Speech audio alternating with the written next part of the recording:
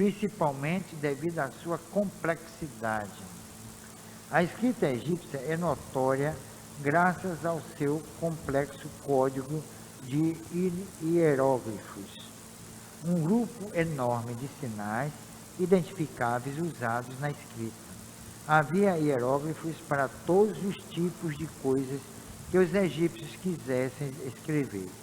Isso fazia com que a escrita egípcia fosse muito difícil de ser dominada e acabou-se criando uma elite alfabetizada, a nobreza.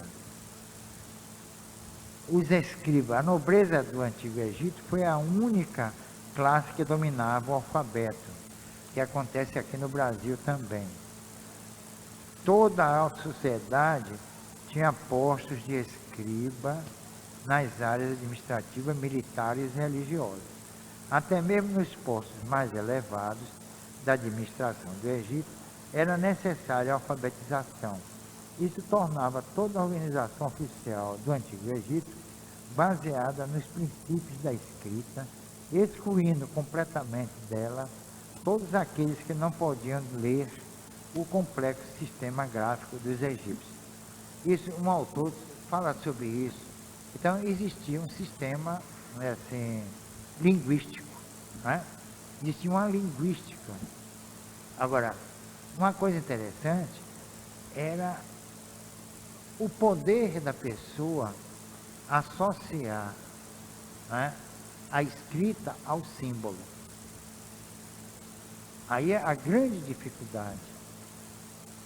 E tem uma coisa, eles nada deixaram que explicasse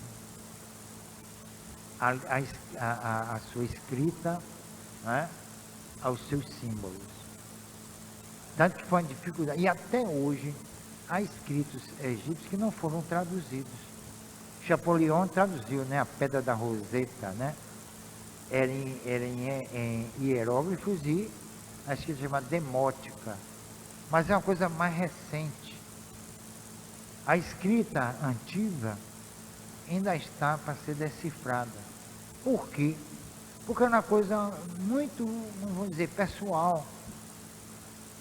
Cada um traçozinho significava algo que não era identificado. Não havia identificação. Então, traduzir esses escritos seria um problema assim ligado à adivinhação. Não havia parâmetros, não havia como identificar os símbolos com aquelas figurinhas. Cada figura daquela, cada traço correspondia a algo que fazia parte da cultura dos egípcios.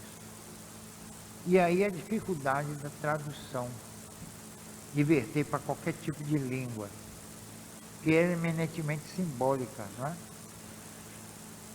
Um escriba aprendia seu ofício sempre através de outro escriba. E só poderia aprender a escrever se fosse um membro da nobreza. Era comum que filhos de pessoas muito importantes começassem a aprender a escrever desde muito cedo, provavelmente em torno dos 12 anos de idade, né? As aulas começavam no primeiro emprego e no fim do aprendizado o escriba ia gradualmente subindo na hierarquia administrativa do Egito. Os historiadores modernos só têm registro de uma única escola dedicada exclusivamente ao ensino da escrita egípcia, localizada em Deir el Medina. Os alunos começavam a aprender a escrita através de um texto escrito em hieróglifo cursivo, chamado Livro de Kemet. Após isso, o aluno começava a copiar obras clássicas da literatura. Vejam só, obras clássicas da literatura, né? Que obras clássicas eram essas? Que obras eram? Romance? Né? Será que ZG estava por lá, meu Deus?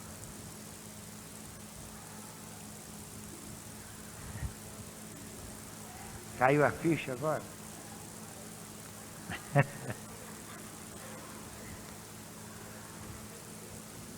Após isso, o aluno começava a copiar obras clássicas de literatura e depois disso começava a trabalhar de maneira efetiva.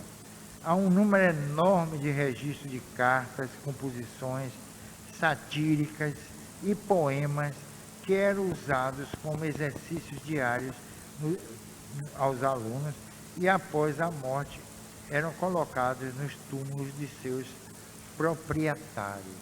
Viu? Poemas, romances, devia ser romance, né? É isso?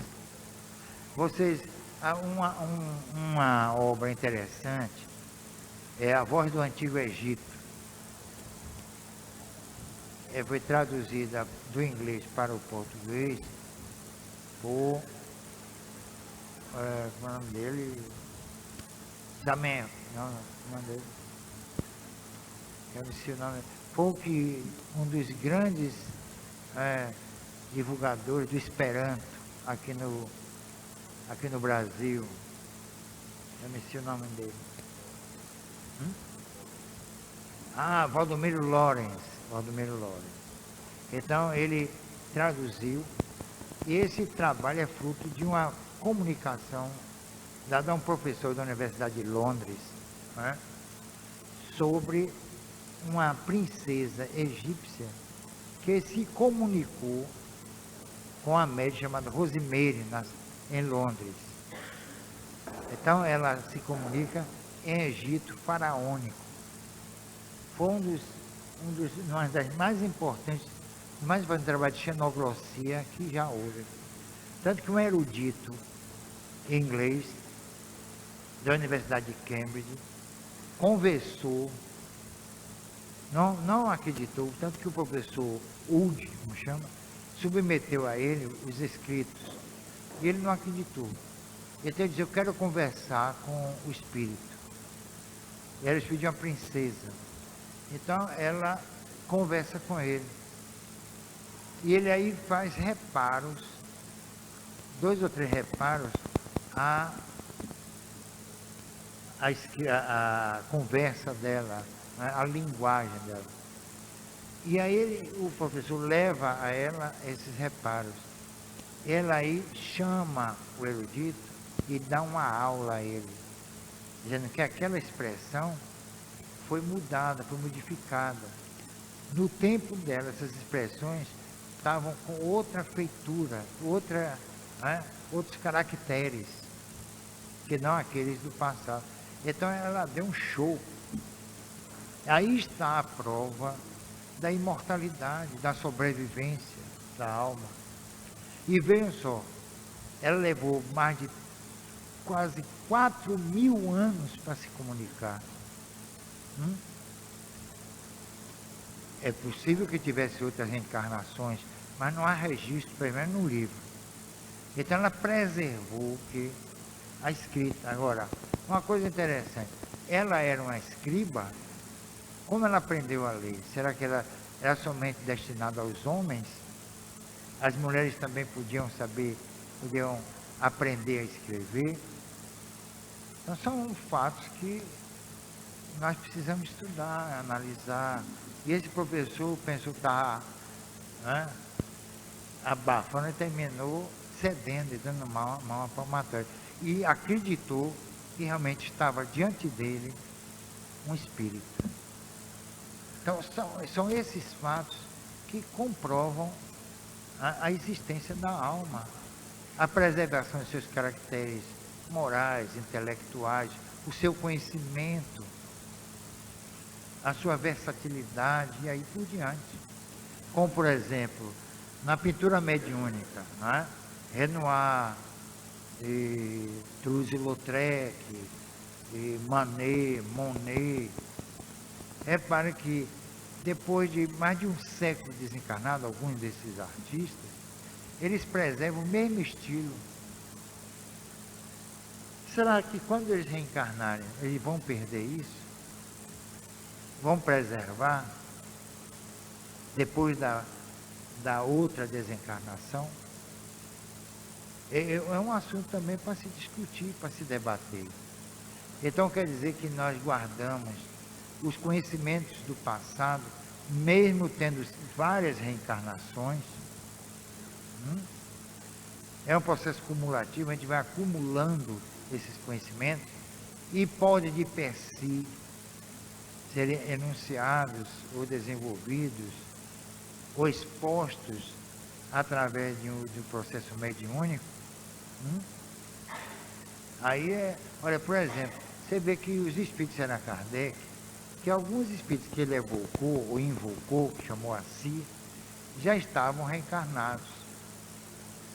Mas acontece que o conhecimento que eles expuseram a Kardec era aquele conhecimento que eles cultivaram no passado, antes daquela reencarnação, ou da reencarnação apontada pelos espíritos. Então isso mostra que nós preservamos esses conhecimentos que não se apagam com o tempo. Quer dizer, o desenvolvimento se baseia justamente nessa estrutura, que vai desde o início, desde os pródromos do nosso aprendizado até hoje. Então, tudo nós preservamos, desde que seja importante para as nossas vidas. Podia haver o seguinte, chegar ao ápice do conhecimento e tudo se apagar, não é? Mas isso não acontece. Existe, então, uma escala. Então, o espírito pode se manifestar usando uma linguagem de 2000 anos antes de Jesus, como também uma linguagem da Idade Média, ou conhecimentos ligados à Idade Média, ao Renascimento, né? ao nosso tempo. Então isso cria uma versatilidade interessante e peculiar e singular, melhor dizendo, né? Então o espírito pode se comunicar e escrever em grego clássico, mas esse espírito pode estar reencarnado e pode morar no Nordeste e ser analfabeto. Você sabe quem revela isso? Mais do que a mediunidade, propriamente dito, o sonambulismo. O sonambulismo, mas não é aquele sonambulismo de andar pelas paredes, não, né? Pelos telhados. O sonambulismo revela justamente esse processo de conhecimento acumulado. Eu acho, a opinião minha, é que se os espíritos tendem para a unidade, como disseram a Kardec, é claro que mais tarde, todo esse, né, conjunto de valores, ideias cultivadas através do tempo, tudo isso vai se fundir. E aí é que está o verdadeiro conhecimento, que é o somatório de tudo que nós aprendemos através das vidas sucessivas. Por isso também é um dos motivos da reencarnação.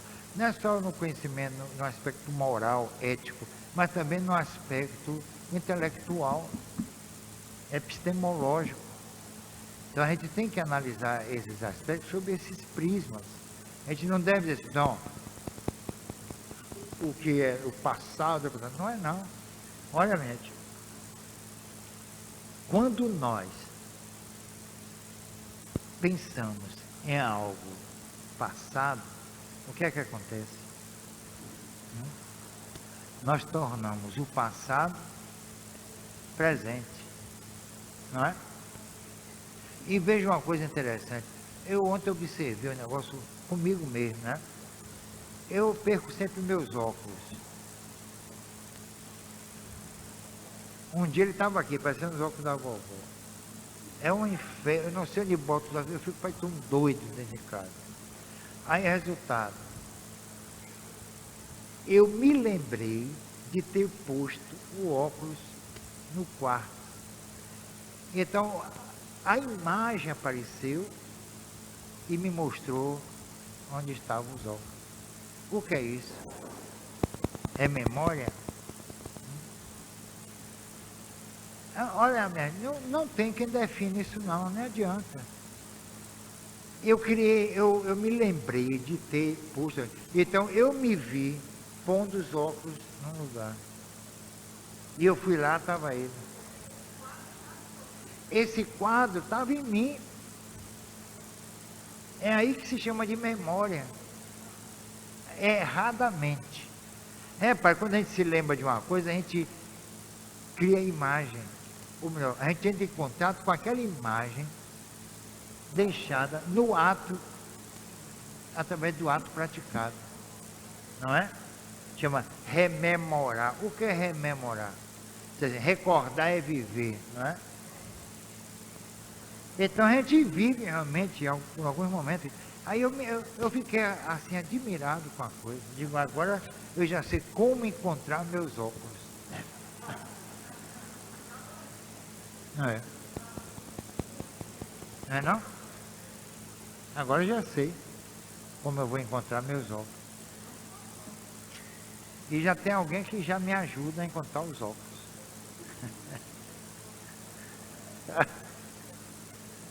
Né? Mas agora eu queria, façam isso. Quando vocês perderem alguma coisa, reparem uma coisa. Por isso que a pessoa diz, eu perdi meu pai, não é? Perdi minha mãe, não é? Como nós vamos encontrar o pai que já desencarnou? Através de quê? Das imagens. A gente se lembra dele ou dela através da imagem. Isso é fantástico, minha gente, não é? Isso mostra a nossa força imagética, como nós criamos imagem sobre tudo. Quando a gente está falando aqui, quando estava estudando o Egito, né, e outras civilizações, eu me via dentro da coisa. Às vezes, será que eu fui egípcio? Eu acho que não. Mas eu idealizei, como vocês leem um romance. Quando a gente lê um romance, a gente não idealiza também? A gente cria o local, a fisionomia da personagem, não é? As situações criadas pelas personagens. Então a gente vai criando aquela imagem. E é através da imagem que a gente vai, não é, conhecendo. Quando, por exemplo, descreve uma paisagem, era um trabalho de meditação, aí descreve uma paisagem, a gente idealiza a paisagem, mas segundo as nossas ideias, nossos valores, os nossos condicionamentos. Não é? Há pessoas que têm dificuldade, há pessoas que têm uma dificuldade muito grande de criar imagens. Quando esse professor Wood estava lidando com essa princesa egípcia, ele, com uma espécie de idioplastia, ele via uma espécie, não é?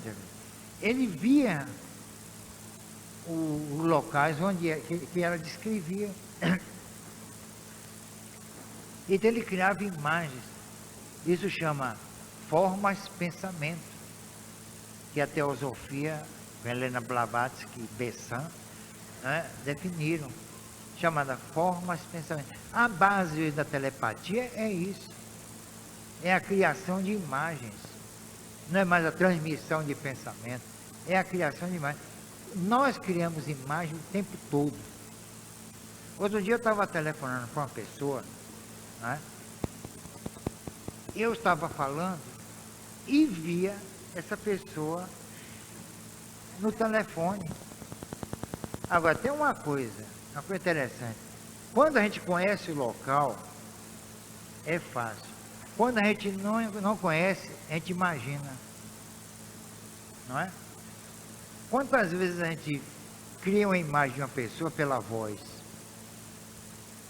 Não é? Então, nós vivemos demais. A escrita hieróglifa era assim. Era justamente através da imagem. Então, o escriba via, né, ou interpretava com seus caracteres a imagem que surgia. Aí vem a dificuldade de se estudar a escrita egípcia, porque ela tem vamos chamar, um processo de mutação imagética muito grande.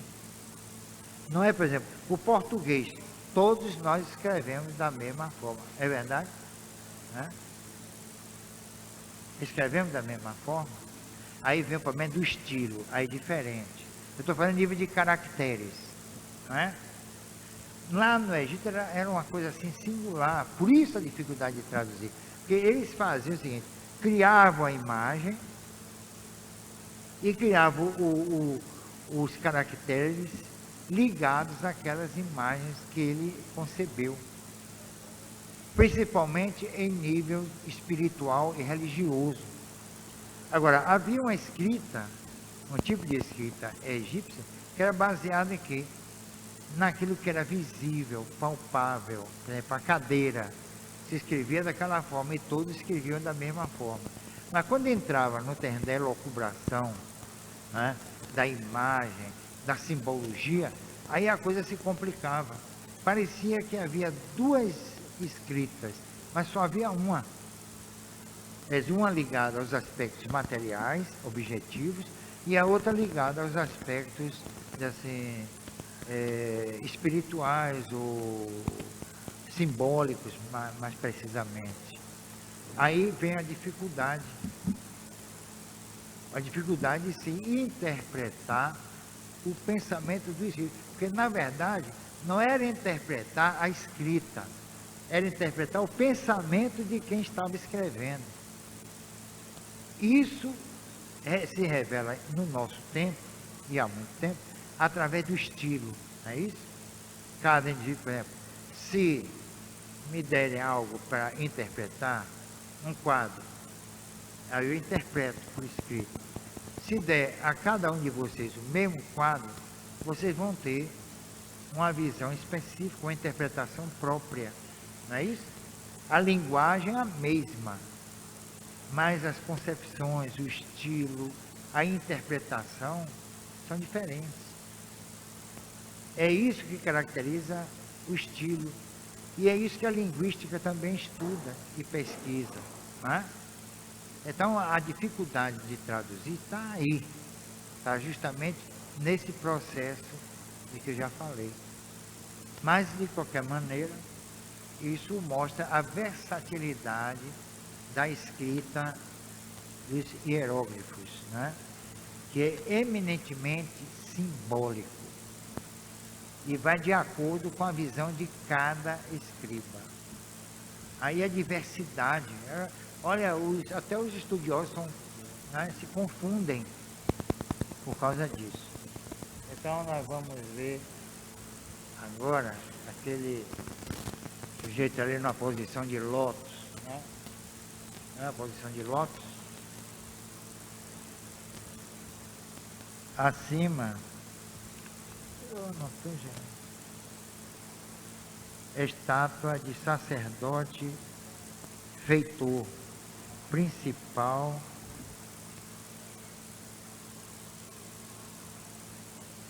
Poxa, não estou enxergando. Eu preciso ir ao oculista. Ou então a letra está muito pequena e confusa, né? Mas ali tem a história de um sacerdote, né? É para a posição de lótus. Vendo ali? Né? A posição de lótus do hinduísmo.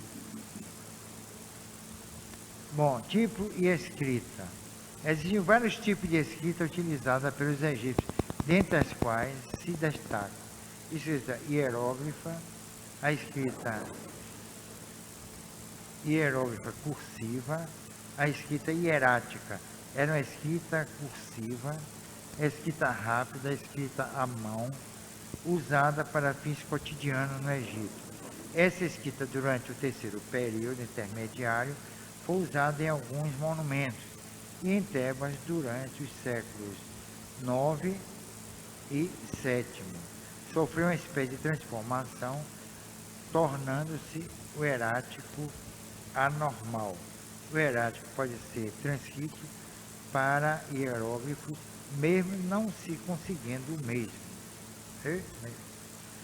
O mesmo resultado que poderia ser alcançado com um texto escrito originalmente em hieróglifos.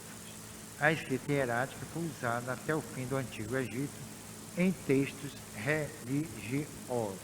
Né? Bom, vamos adiante. Eita, que está faltando ainda uma porra. Aqui é a sociedade egípcia, né? Era uma espécie de pirâmide social. Tem um faraó, família do faraó, sacerdotes e nobres, militares, funcionários públicos, agricultores, comerciantes, artesãos ou artesãos e escravos, né? Hein? Pulei uma página? Hein? Ah, a escrita demótica. O demótica é outra transformação da escrita herática, só que é o contrário do herático, a normal, que só ganhou destaque em Tebas. O demótico inicialmente foi utilizado no norte por volta